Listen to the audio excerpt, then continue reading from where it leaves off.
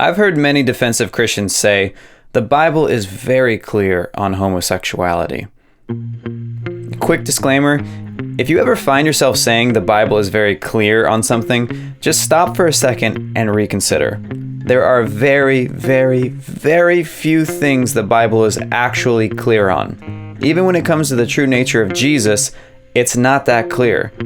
If you don't believe me, do some reading on the first 7 ecumenical councils that took place during early church history. An ecumenical council is basically where all the Christian leaders in the world came together to develop universal church doctrine. And you want to know what they fought about most in each of the 7 councils that occurred over the course of 500 years? They fought about the true nature of Jesus Christ. They didn't understand who he was. Was he part man, part God? Was he fully God? Did he have human and divine will? How should we relate to the central figure of our faith? They didn't know, and so they fought endlessly. Churches split, and many religious leaders went into exile or were labeled a heretic and sentenced to death because the Bible was not clear enough about who Jesus was. So in regards to homosexuality, and all sexuality and gender issues, which are incredibly complex and deep-seated, I would hope that we would all be slow to develop concrete beliefs and quick to be curious, interested, patient, and loving with those who are different than us. With that disclaimer, here's what you need to know about what the Bible actually says about homosexuality. There are 7 key verses that people tend to use to argue over homosexuality, and they're often called the clobber passages because people have used them to justify vicious, hateful speech and beliefs about homosexuals. They are as follows: Genesis 19 about Sodom and Gomorrah, Leviticus 18:22 and Leviticus 20:13, Romans 1:26 through 27, 1 Corinthians 6:9 through 10, 1 Timothy 1:9 through 10, and Jude 1:7. So there's 7 there, which is not many. However, most people just know about Leviticus 18 and Romans 1, so that's all I'm going to cover. In regards to the Leviticus passage, I'm going to default to President Bartlett in season 1 of The West Wing because I loved it when I first saw it, and I feel like he says it better than I ever could. So take a listen as he confronts a conservative Christian talk show host who condemns homosexuality. I like how you call homosexuality an abomination. I don't say homosexuality is an abomination, Mr. President. The Bible does. Yes, it does. Leviticus 18:22. chapter and verse.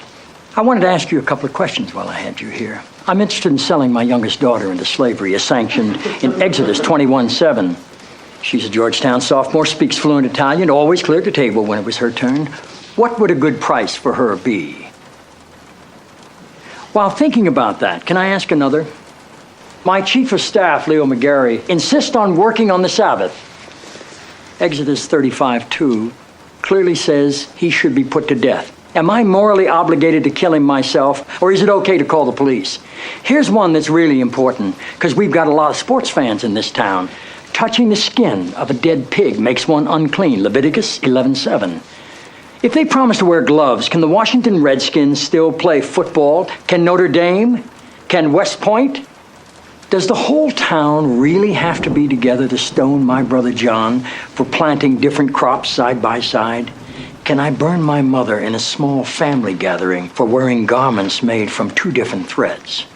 Think about those questions, would you? Boom! How good was that? Aaron Sorkin is the man. Anyway, in regards to Paul's writings, language is everything.